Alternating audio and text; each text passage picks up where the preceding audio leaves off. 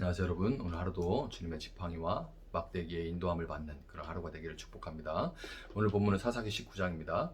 이스라엘의 왕이 없을 그때에 에브라임 산지 구석에 거류하는 어떤 레위 사람이 유다 베들레헴에서 첩을 맞이하였더니 그 첩이 행음하고 남편을 떠나 유다 베들레헴 그의 아버지의 집에 돌아가서 거기서 넉 달 동안을 지내매 그의 남편이 그 여자에게 다정하게 말하고 그를 데려오고자 하여 하인 한 사람과 나귀 두 마리를 데리고 그에게로 가매 여자가 그를 인도하여 아버지의 집에 들어가니 그 여자의 아버지가 그를 보고 기뻐하니라.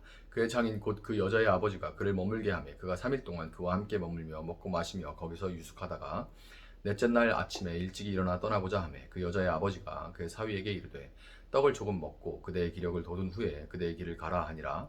두 사람이 앉아서 함께 먹고 마시매 그 여자의 아버지가 그 사람에게 이르되 청하노니 이 밤을 여기서 유숙하여 그대의 마음을 즐겁게 하라 하니 그 사람이 일어나서 가고자 하되 그의 장인의 간청으로 거기서 다시 유숙하더니 다섯째 날 아침에 일찍이 일어나 떠나고자 하매 그 여자의 아버지가 이르되 청하노니 그대의 기력을 돋우고 해가 기울도록 머물라 하므로 두 사람이 함께 먹고 그 사람이 첩과 하인과 더불어 일어나 떠나고자 하매 그의 장인 곧 그 여자의 아버지가 그에게 이르되 보라 이제 날이 저물어 가니 청하건대 이 밤도 유숙하라. 보라 해가 기울었느니라. 그대는 여기서 유숙하여 그대의 마음을 즐겁게 하고 내일 일찍이 그대의 길을 가서 그대의 집으로 돌아가라 하니 그 사람이 다시 밤을 지내고자 하지 아니하여 일어나서 떠나 여부수 맞은편에 이르렀으니 여부수는 곧 예루살렘이라.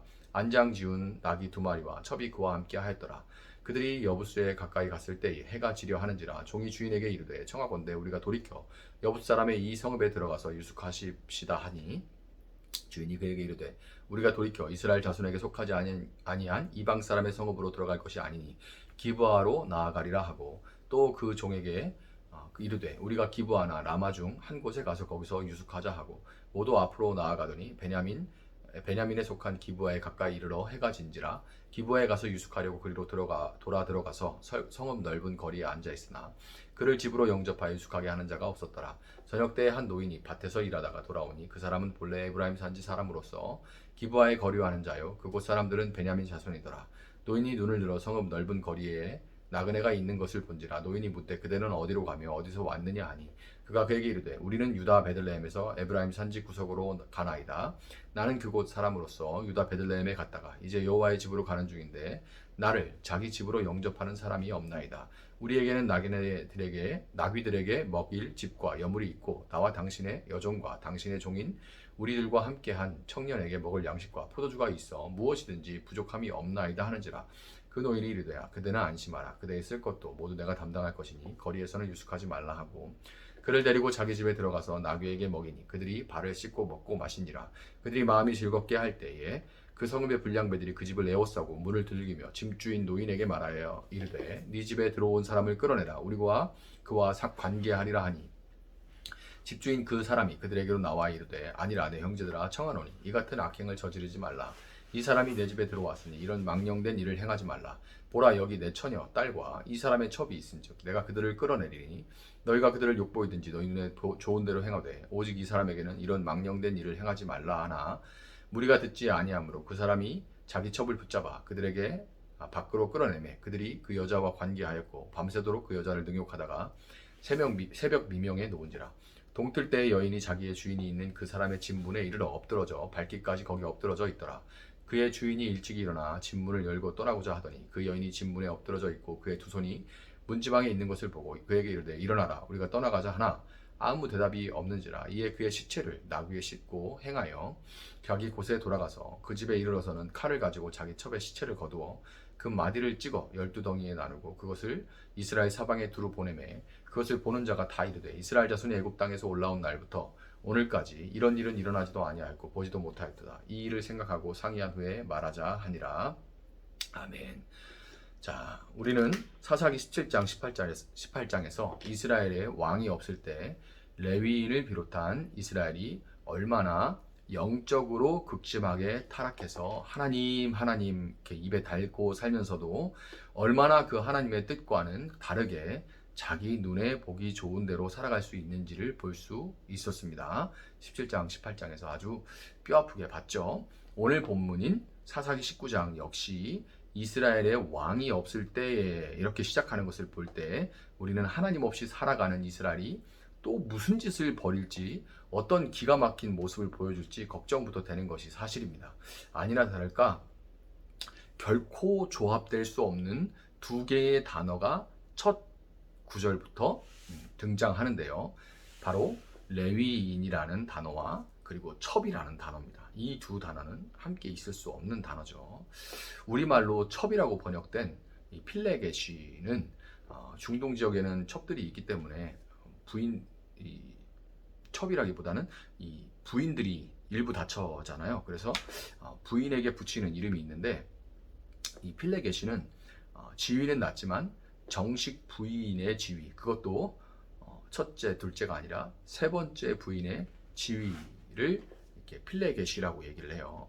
그러니까 이 레위인은 부인 있고 또 부인 있고 그리고 이 여자가 또 세 번째 부인으로 맞이한 겁니다. 자, 이 4절에서 레위인의 첩을 그 여자라고 부를 때 쓰인 단어가 소녀를 가리킬 때 쓰는 단어예요. 그러니까 이 첩, 그냥 첩이라고 할게요. 어쨌든 세 번째 부인이니까 어린 세 번째 부인. 이 첩은 베들레헴 도시의 앳된 젊은 여자였는데 지금으로 치면 근데 중동 그 문화로 하면 10대예요. 뭐 20대 초반의 젊은 여인이라고 합시다. 이제 나이 어느 정도 중년의 목회자와 20대 초반, 10대 후반, 20대 초반의 젊은 여인, 여자. 그런데 이 여자는 가나안 집안 사정으로 인해서 에브라임 산지에 이제 나이가 있는 목회자에게 첩으로 팔린 것으로 보여져요. 도대체 이제 시골 목회자가 어떻게 첩을 살 만큼의 돈과 지위를 가질 수가 있었을까요? 그리고 서로 그런 힘과 재산이 있다 한들 어떻게 목회자가 대놓고 그런 짓을 벌일 수가 있었을까요? 후에 자신의 목숨과 명예가 위태롭게 되는 일이 처했을 때 레위인은 자기 첩을 불량배들에게 그냥 내어줍니다. 27절은 그래 놓고도 이 레위인은 밤새 푹 자고 자기 아내를 불량배들에게 넘겨줘 놓고도 밤새 푹 자고 잘 아침 일찍 일어났다 이렇게 성경이 말을 해요. 참 기가 막히죠. 그러니까 레위인은 처음부터 첩을 향한 그런 애정은 눈꼽만큼도 없이 그저 젊은 여자로부터 자기의 어떤 성욕을 만족시키기 위해서 채우기 위해 돈을 써서 여자를 그냥 산 거예요. 애정 따위 그런 거 눈꼽만큼도 없습니다. 남편, 이 레위인 남편의 상태가 이런데 아내라고 다를 게 뭐가 있겠습니까? 그러니까 목회자 상태가 이런데 사모라고 하기도 그러네. 상태가 다를 게 없겠죠. 어린 여인이 시골에 오니까 심심하겠죠.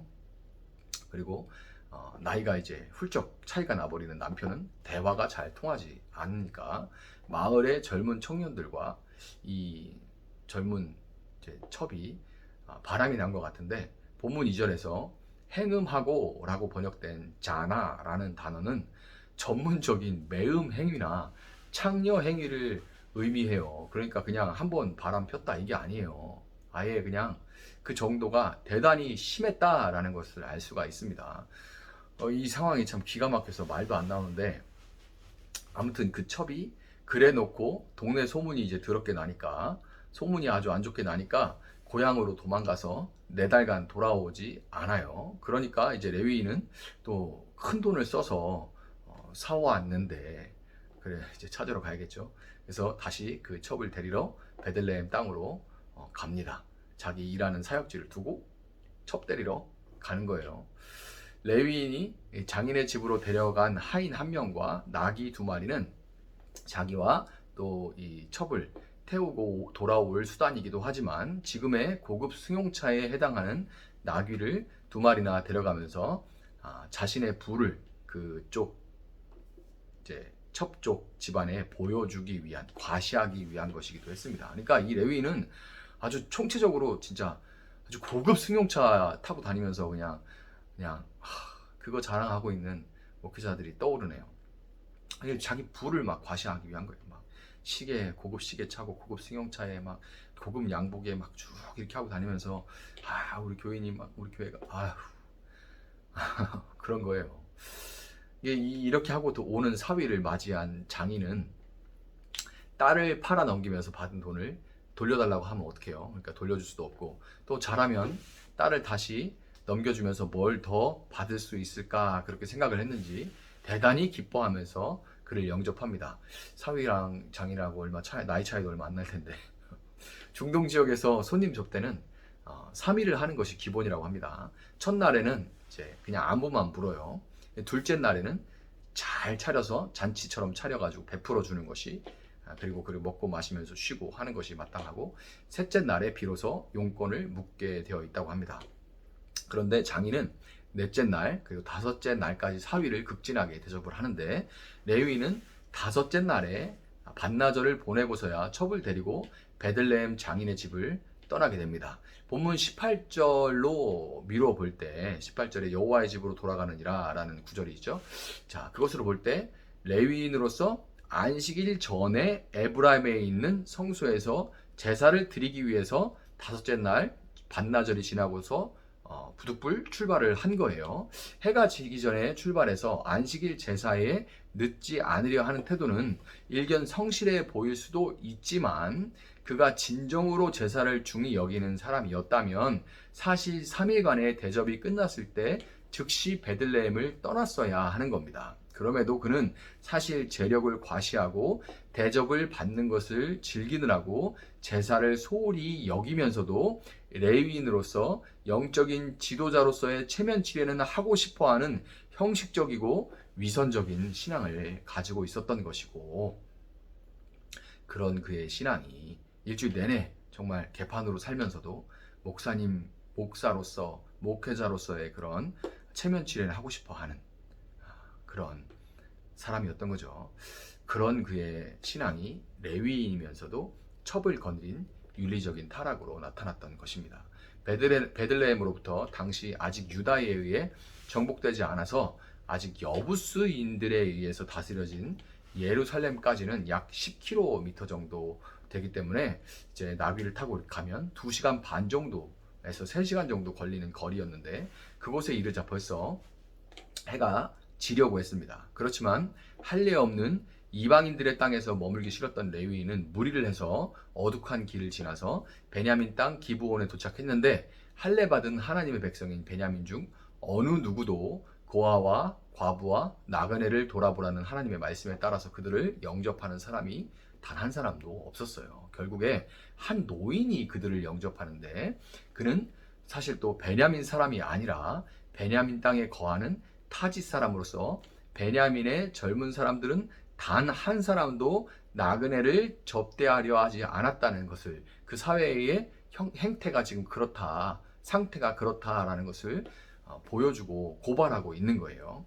노인의 집에서 식사를 하고 여독을 풀려고 할 때 베냐민 땅의 불량배들이 노인에게 찾아와 동성강간을 우리가 원하니까 손님을 내놓으라고 대놓고 요구합니다.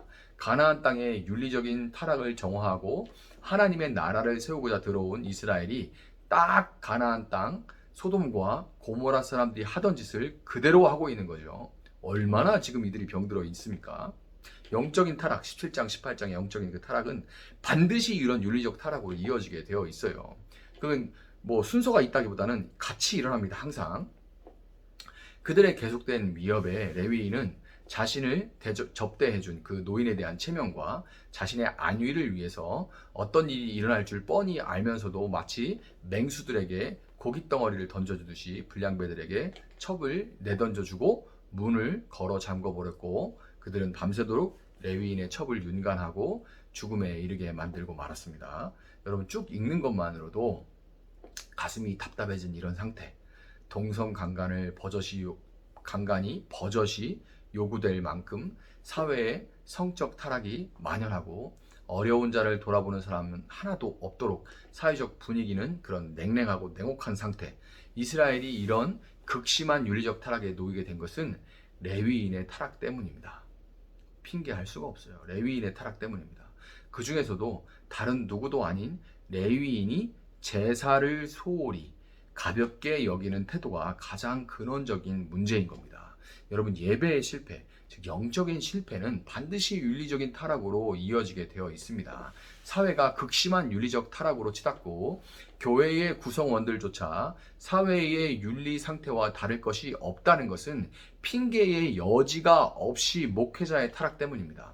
목회자가 하나님 앞에 드리는 공적 예배는 가볍게 여기고 또한 하나님 앞에 드리는 삶의 예배에 본이 되지 못할 때 그 부정적인 영향력은 교회 공동체 전체에 미치게 되어 있는 거예요. 여러분, 제가 한결같이 전심을 다해서 삶으로 예배하는 한 주, 또한 공예배를 온전히 준비하는 그런 한 주를 살아갈 수 있도록 여러분이 기도해 주시고, 또한 여러분들도 각자의 삶을 돌아봐서 마치 날이 더워지니까 음식물 쓰레기가 더욱 금방 썩듯이 갈수록 이렇게 사상이 막 그 음란으로 막 물들어서 더 맛이 열이 오르듯이 더워지듯이 이렇게 되고 있고, 그래서 쓰레기가 더 빨리 썩는 것처럼 갈수록 타락하는 세상에서 내 안에 작은 윤리적 도덕적 이 타락이 쌓이고 있는 것은 아닌지 여러분 돌아보시고, 여러분에게 주어진 땅에서 빛과 소금의 역할을 꿋꿋이 감당해낼 수 있는 여러분들이 될 수 있기를 예수님의 이름으로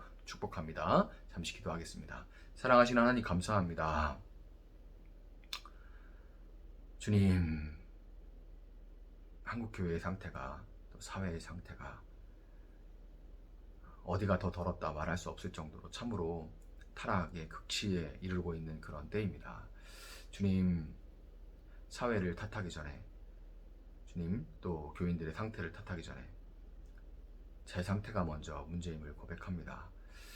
주님, 목회자, 저를 비롯한 목회자가 정말 윤리적으로 무뎌지고 영적으로 타락한 이때에 주님, 저희들을 불쌍히 여겨주시고 다시금 기회를 베풀어 주시고 회개의 영을 부어주시고 삶을 돌아봐 돌이키게 하시고 참으로 하나님 앞에 두렵고 떨리는 마음으로 한 주를 살아가고 성도들을 위하는 마음으로 살아가고 어떻게든 빛과 소금의 역할을 감당하기 위해 살아갈 수 있게 하시며, 주님, 저희 힘으로 감당할 수 없사오니 주님의 성령으로 함께하여 주시고, 그리고 목회자들이 두렵고 떨림으로 살아갈 때에 주님, 성도들도 그를 통하여 예수님을 바라보게 하시고 다시금 그들의 삶을 돌아보아서 모든 더러운 것들을 털어내고 제하고 태우고 다시 하나님 앞에 정결한 모습으로 서게 하시고, 삶 가운데 그런 영적인 회복이 윤리적인 회복으로 하나님 회복되어질 수 있도록 나타날 수 있도록 하나님 함께 하시기 원합니다.